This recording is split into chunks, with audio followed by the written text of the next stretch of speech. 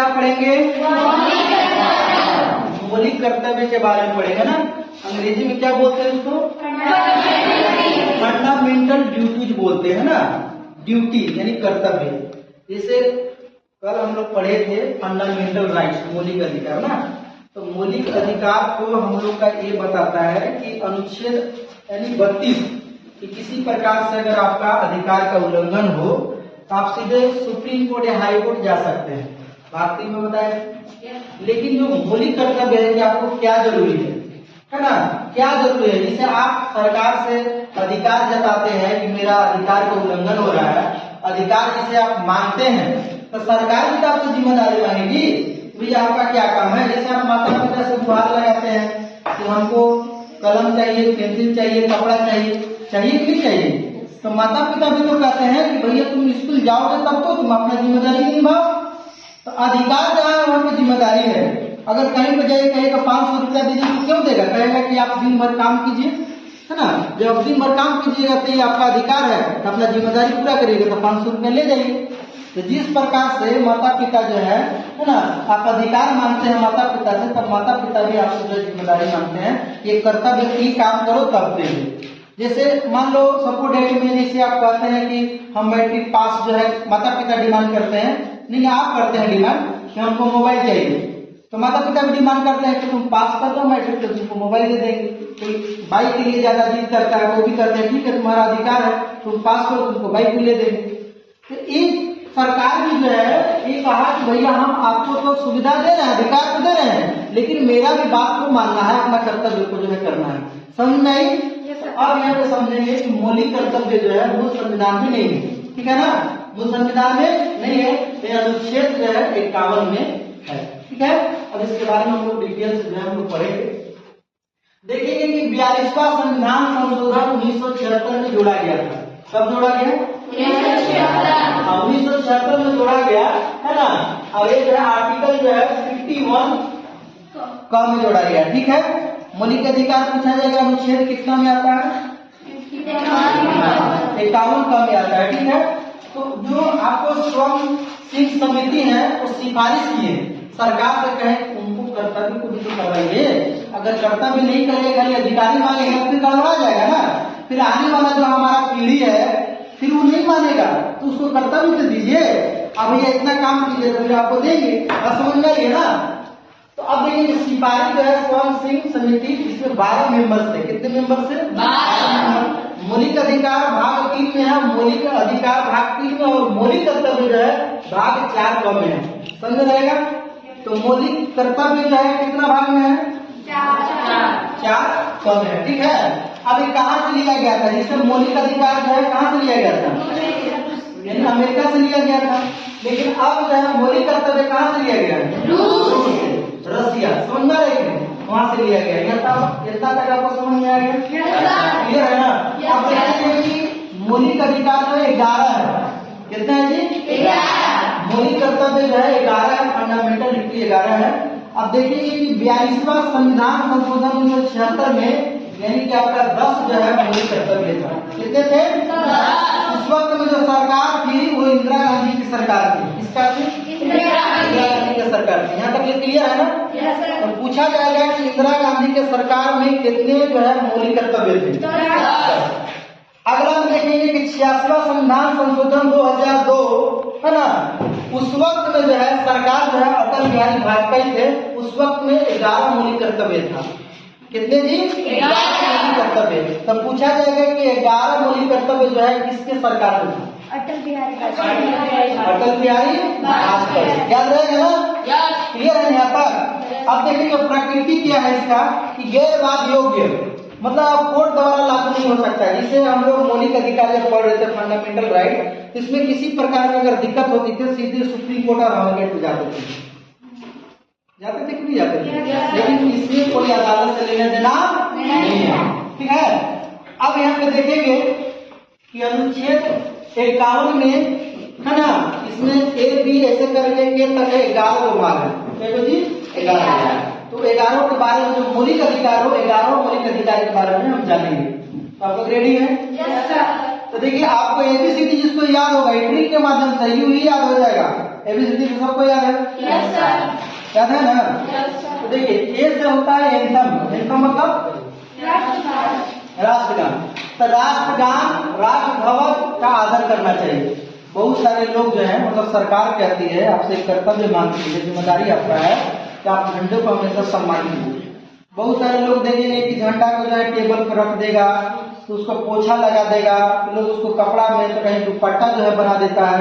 तो ये सब नहीं करना है। अगर किसी प्रकार से पकड़ा जाते हैं तो आपको दंड दिया जाएगा। समझा गया कि नहीं? ये सरकार का किया गया कर्तव्य है, आप इसको सम्मान कीजिए। समझा गया कि नहीं?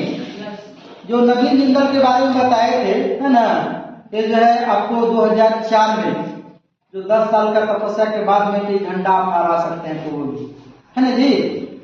तो यहाँ पे आपको झंडों को सम्मान करना है।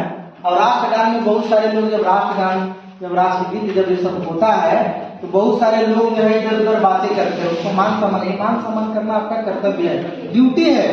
समझ में आई बात? अब देखेंगे दूसरा है बी फॉर बहादुर या बड़े बहादुर। तो भैया बहादुर लोग ही आंदोलन में भाग लेंगे, इसके पास बहादुर रहेंगे, ताकतवर रहेंगे। तो महात्मा गांधी हो गए, भगत सिंह हो गए, समझा ना जी, ये सब जो है राष्ट्रीय आंदोलन में जो है भाग लिए। तो उनसे हम प्रेरित होकर के उनकी कुछ आदर्शों का पालन करते हैं। बहुत सारे महात्मा गांधी के बारे में भी बुराई करता है, लेकिन महात्मा गांधी जो किए हैं बताइए बहुत कुछ किए हैं, किए कि नहीं? बड़े मतलब जो व्यक्ति हैं जो हमारे देश का आजाद कराने में भूमिका निभाया, उनका मान सम्मान हमेशा बरकरार रखना, उल्टा पलटा नहीं करना है। समझा है कि नहीं? ये आपका कर्तव्य है। अब देखेंगे अनुच्छेद 51 के सी में यानी सी फॉर कंट्री, यानी देश की एकता और अखंडता को बनाए रखना है ना। देश की एकता यानी इसको तोड़ना नहीं है, अखंडता मतलब तोड़ फोड़ नहीं करना है। समझ में बात ना, एकजुट रहना है। अगला है बी फॉर डिफेंस। डिफेंस का मतलब होता है देश की रक्षा करे, देश की सेवा करे, देश की रक्षा करे, जरूरत पड़ेगा तो देश के लिए अपने जान को भी कुर्बान कर देंगे। समझना गया कि नहीं? ये मौलिक कर्तव्य ये बताता है। उसके बाद में देखेंगे कि ई फॉर जो है इक्वालिटी यानी समानता, यानी ये समानता की बात करता है, सम्मान की बात करता है। आप किसी भी धर्म को हो, जाति हो, वंश हो, कोई भी हो, सब भाईचारे की तरह रहिए, है ना, मिलजुल करके रहिए, एक समान रहिए, कोई ऊंच नीच नहीं रहेगा। समझ में आई बात? तो सभी प्रकार के भेदभाव से परे हो, ऐसी प्रथाओं को त्याग करें जो स्त्री के समाज के विरुद्ध हो। ऐसा कोई प्रथा तो नहीं रखे जिससे मतलब महिलाओं को जो है कोई ठेस पहुंचे या दिक्कत नहीं। समझ में आई? यस या नो? Very good. आप देखेंगे ए फॉर क्या होगा?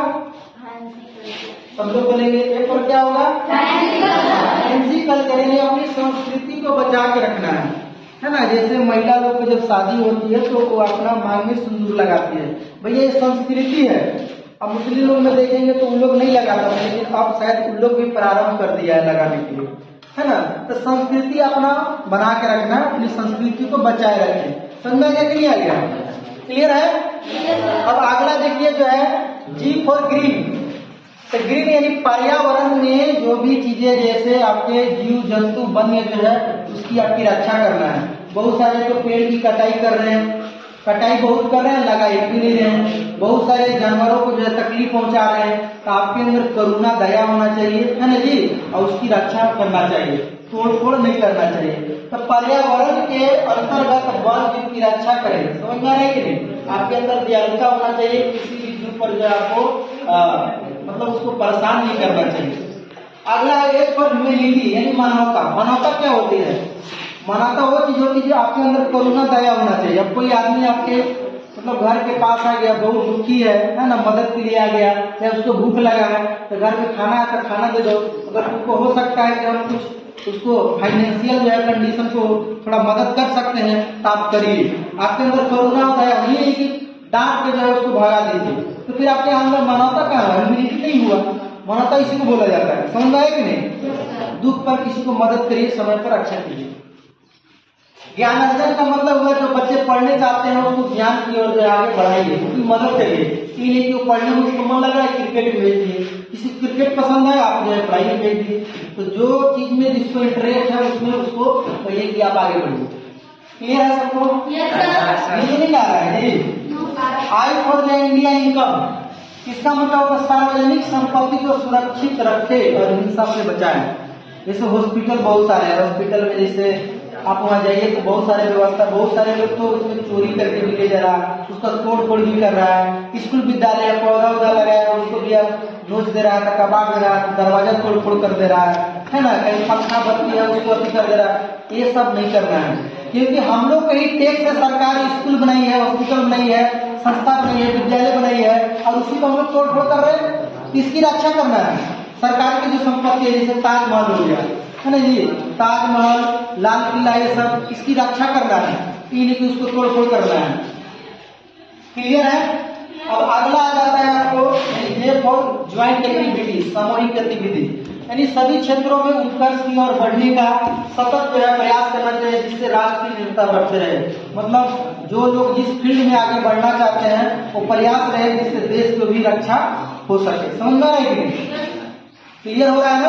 कोई जरूरी नहीं है कि देश की रक्षा के लिए हम बॉर्डर पर जाएंगे, बंदूक लेंगे, लड़ेंगे तो ही जो देश की रक्षा है। अगर आप अपने समाज में, अपने घर परिवार में अगर सबको आप सुरक्षित रख रहे हैं, आपकी बाकी से किसी कोई परेशानी नहीं हो रही है, अपना जो कर्तव्य है ऊपर ईमानदारी के साथ, निष्ठा के साथ कर रहे हैं, ये भी देशभक्ति है, यही देश प्रेम है ना जी? क्लियर हो रहा है? अब उसके बाद हम देखेंगे लास्ट वर्ग क्या है, किड्स एजुकेशन, बाल शिक्षा। यानी बाल शिक्षा ये चीज है कि आपको बाल शिक्षा जो है 6 से 14 वर्ष के जो बच्चे हैं उनको शिक्षा का अवसर प्रदान किया जाए। तो सारे पेरेंट्स से भी, अभिभावक से भी ये कहना है कि जो 6 से 14 वर्ष के बच्चे हैं आप विद्यालय उसको भेजिए, है ना। क्या करना है? विद्यालय को, विद्यालय में भेजना है ताकि बच्चा पढ़ सके, सीख सके, बोलने का ढंग सीख सके, ताकि उसको कुछ नॉलेज हो सके, समाज में कैसे चलना है। अगर बच्चे को अगर विद्यालय आप नहीं भेजेंगे तो बच्चा सीखेगा कैसे? तो विद्यालय भेजना बहुत ही जरूरी है ताकि गलत सही का उसमें एक चीज नैतिकता का ज्ञान हो सके। बात समझ में आई? आज बच्चों हम लोग क्या पढ़े? फंडामेंटल ड्यूटी यानी मौलिक कर्तव्य पढ़े। तो कुछ प्रश्न हम पूछ ले रहे हैं, उसके बाद फिर हम अच्छा ये बताइए कि फंडामेंटल कर्तव्य यानी फंडामेंटल ड्यूटी यानी मौलिक कर्तव्य में कितने इसकी संख्या है? 11। वर्तमान में कितने थे? 10। उस वक्त में सरकार कौन थी? इंदिरा गांधी। जब 11 मौलिक कर्तव्य की संख्या 11 है, उस वक्त सरकार कौन थी? अटल बिहारी वाजपेयी। मौलिक कर्तव्य किस भाग में रखा गया है? 4 भाग में ना। कौन सा अनुच्छेद? 51 कब है ना? कौन जी? 51। ये हो गया ना। ये बताइए कि जो है कब संशोधन किया गया था? जब 10 मौलिक कर्तव्य था तो कब संशोधन किया गया था? 1976 में ना। 42वां संविधान संशोधन 1976 में जो है ये क्या किया गया था? संशोधन किया गया। अब उसके बाद में 86वां संविधान संशोधन 2002 में जो है अटल बिहारी वाजपेयी के उस वक्त में मौलिक कर्तव्य 11 था। तो आई होप आप लोग समझ में आ गया ना? को मान सम्मान कीजिए, है ना जी, उनके आदर्श को मानिए, देश की रक्षा करिए, है ना, सभी समान रहिए, अपनी संस्कृति को बचाइए, पर्यावरण को बचाइए, मानवता अपने अंदर रखिए, है ना जी, और जो भी अपने देश की संपत्ति है उसको बरकरार रखिए, है ना, और आगे बढ़ते रहिए। बाल शिक्षा को भी ध्यान रखिए, सभी बच्चे पढ़े, यही आपका मौलिक कर्तव्य है। तो सबको अच्छा लगा?